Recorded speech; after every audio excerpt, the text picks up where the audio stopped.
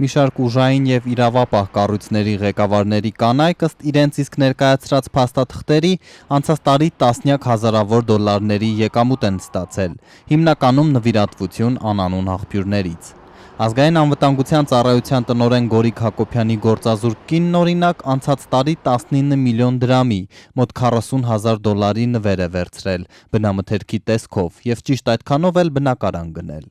2013-ին հայտարարագրած շուրջ 23 միլիոն դրամ կարողությունը բարձրաստիճան պաշտոնյայի կինն անցած տարի հասցրել է 24,5 միլիոնի կամ ավելի քան 50,000 դոլարի, չնշելով ինչպես։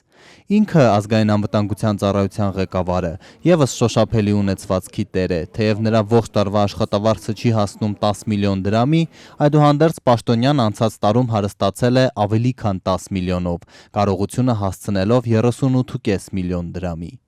Անցած ողջ տարվա ընթացքում համեստ կարողությունը չի ավելացրել ոստիկանապետը, տարեկան մոտ 7 միլիոն դրամ աշխատավարձից բացի Վլադիմիր Գասպարյանը ֆինանսական այլ մուտքեր չի հայտարարագրել, պահպանելով 2013 թվականին ունեցած 2,000 դոլարն ու 2,5 միլիոն դրամը։ Փոխարենը խոշոր գումարների հետ գործ ունի ոստիկանապետի կինը, որ տարեկան 3 միլիոն դրամ աշխատավարձով հասցրել է կուտակել 30 միլիոն դրամ, 18,000 դոլար ու 24,000 եվրո։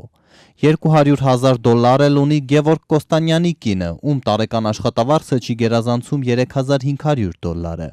Կլորիկ այս գումարի ուղիղ կեսը 100,000 դոլարը գլխավոր դատախազի կինը անանուն աղբյուրից նվեր է ստացել 2011 թվականին, երբ ամուսինը նախագահի օգնականի ու կոռուպցիայի դեմ պայքարի մոնիտորինգի հանձնաժողովի ղեկավարի պաշտոնից տեղափոխվեց զինվորական դատախազի աթոռին։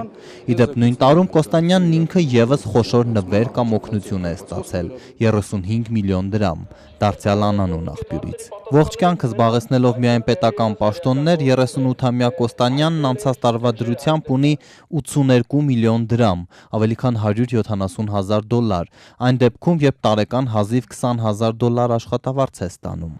Ընդ որում սա դեռ առանց պաշտոնյաների հայտարարագրած մեքենաների ու բնակարանների, որոնք տարվա ընթացքում հաճախ վաճառվում եւ գնվում են։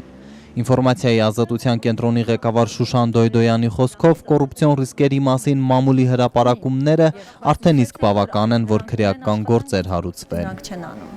Չի արվում, որևէ դեպք անցյալին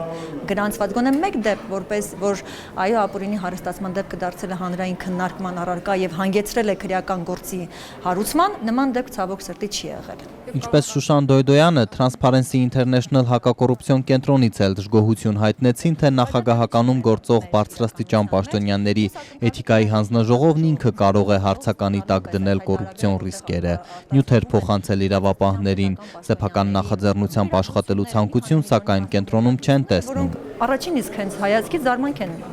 առաջացնում, թե որտեղից այս պաշտոնյան հետո եղել են լավ բարերարը, որ նրան մի քանի միլիոնի նվեր ա տվել։ Բայց ցավոք